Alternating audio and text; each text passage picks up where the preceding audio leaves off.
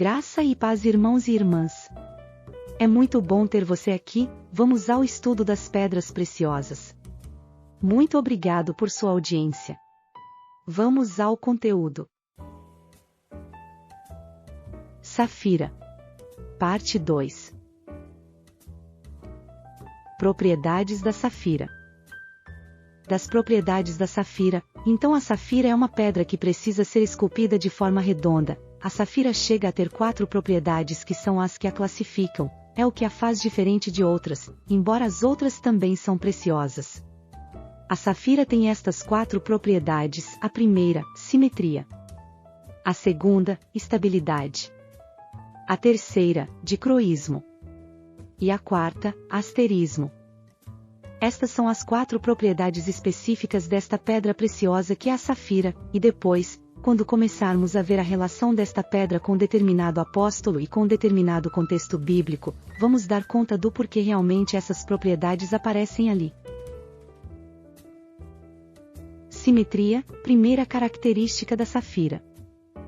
A primeira propriedade é a simetria. A safira cristaliza de uma maneira que a faz que se desenvolva completamente simétrica, quer dizer, igual para um lado, igual para o outro lado, igual para o outro lado, igual para o outro lado. Isso nos fala da justiça, isso nos fala do equilíbrio. Simetria quer dizer não fazer acepção de pessoas. Simetria é não inclinar-se para um lado nem para outro. Simetria quer dizer não deixar-se influir por seus prejuízos, sejam prejuízos de antipatia ou prejuízos a favor. Porque também há prejuízos de simpatia, como diz o dito, o amor é cego. Às vezes há prejuízos que não nos deixam ver o que temos que ver, perdemos o realismo, tornamo-nos ingênuos e mitológicos.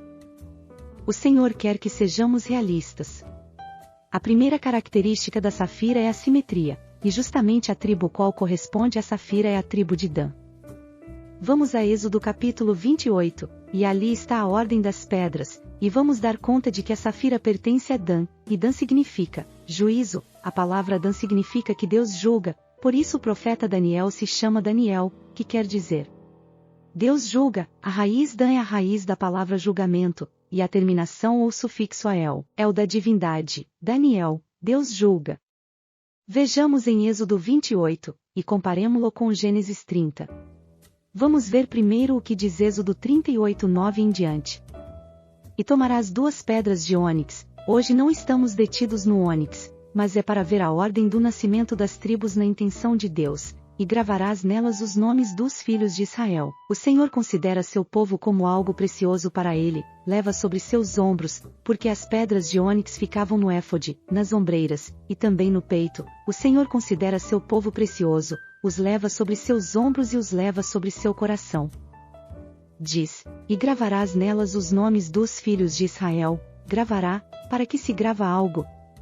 Algo se grava para que não me esqueça. Como dizem Cânticos dos Cânticos que o amor é como gravadora de selo, me ponha como um selo sobre seu coração, diz a noiva ao noivo no Cânticos dos Cânticos. Então algo que não está gravado é algo que o vento leva, é algo que se esquece, mas aqui diz que isto é para memorial diante de Deus, é algo que influi no coração de Deus, é algo que pesa no coração de Deus. Nós pesamos no coração de Deus porque Ele nos ama. Se uma pessoa nos for indiferente, se não nos importar a sorte de um filho, como vamos amar?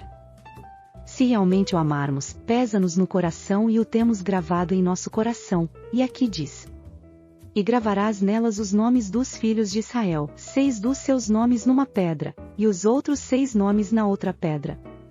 Esta é a frase da qual queria lhes chamar a atenção, conforme a ordem de nascimento deles.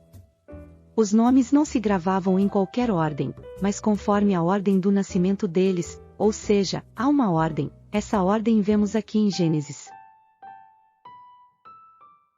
Ordem e significado dos nomes. Vamos ver em Gênesis qual é essa ordem, e logo voltamos aqui para Êxodo. Gênesis 29:31. Vendo, pois, o Senhor que Lia era desprezada, abriu a sua madre, porém Raquel era estéril. E concebeu Lia, e deu à luz um filho, e chamou-o Ruben, pois disse, porque o Senhor atendeu a minha aflição, por isso agora me amará o meu marido. E concebeu outra vez, o segundo filho depois de Ruben, vem Simeão, e deu à luz um filho, dizendo, porquanto o Senhor ouviu que eu era desprezada, e deu-me também este. E chamou-o Simeão. Notem que o nome tem a ver com um sentido, a palavra ouvir, por exemplo, ouça ó Israel, Shema ó Israel, Simeon. Notem que o nome tem a ver com a razão pela qual Deus colocou um nome, Leia colocou o nome, mas Deus tomou como para si. Deus já sabia, a Nova Jerusalém já estava planejada desde antes da fundação do mundo. E o nome do Simeão estava em uma das pérolas que é porta da Nova Jerusalém. Deus tomou os nomes que puseram Leia, Raquel, Bila e Zilpa nos seus filhos, e logo diz no versículo 34, e concebeu outra vez, e deu à luz um filho, dizendo, agora esta vez se unirá meu marido a mim, porque 3 filhos lhe tenho dado. Por isso chamou Levi, que quer dizer, união. 1. Simeão, quer dizer que Deus escuta. O primeiro, Ruben, quer dizer que Deus olhou minha aflição. Eis aqui um filho, tem a ver com o rubi, ou melhor o sárdio, Ruben, rubi, que é uma pedra vermelha, a outra vermelha é chamada também de sárdio ou cornalina, etc. Aqui aparece Ruben o primeiro, Simeão o segundo, Levi o terceiro, o quarto Judá. E concebeu outra vez e deu à luz um filho, dizendo, esta vez louvarei ao Senhor. Por isso chamou Judá, e cessou de dar à luz. Por isso, quer dizer, porque louvava a Deus, o chamou de Judá, que quer dizer, louvor a Deus. Vendo Raquel que não dava filhos a Jacó, teve inveja de sua irmã, e disse a Jacó, dá-me filhos, senão morro. Então se acendeu a ira de Jacó contra Raquel, e disse, estou eu no lugar de Deus, que te impediu o fruto de teu ventre? E ela disse, eis aqui minha serva Bila, coabita com ela, para que dê a luz sobre meus joelhos, e eu assim receba filhos por ela. Assim lhe deu a Bila, sua serva, por mulher, e Jacó a possuiu. E concebeu Bila, e deu a Jacó um filho. Então disse Raquel, julgou-me Deus, e também ouviu a minha voz, e me deu um filho, por isso chamou-lhe Dan. Isto é ao julgou, vemos que Dan significa, ele julgou. Vamos deter-nos ali. Queria chegar ao ponto de Dan, mas terei que ver outros, depois se verão os outros, hoje estamos nos detendo em Dan. Vemos, pois, que o quinto filho do Jacó é Dan e que Dan significa ele julgou, a palavra julgamento é a palavra que está incluída no nome de Dan. As pedras no éfode. Passemos outra vez a Êxodo 28:15. Farás também o peitoral do juízo de obra esmerada, conforme a obra do éfode o farás, de ouro, de azul, e de púrpura, e de carmesim, e de linho fino torcido farás. Quadrado e duplo, será de 1 palmo o seu comprimento, e de 1 palmo a sua largura, notem, 2 palmos, as mãos do Senhor mantendo seu povo, e o encherás de pedras de engaste. Que precioso!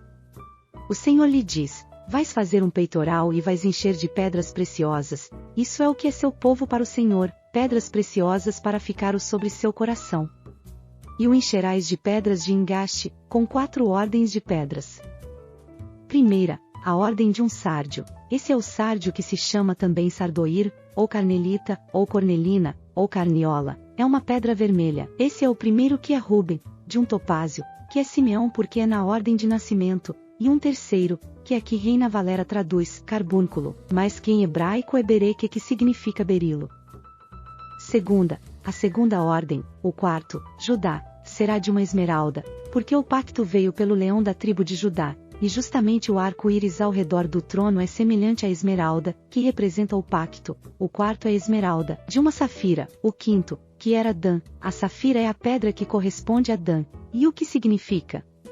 Julgamento, e qual é a primeira característica da safira? Simetria. Damos-nos conta de que a primeira característica da safira é simetria, equilíbrio, não fazer acepção de pessoas. Deus julgou minha aflição, diz Raquel.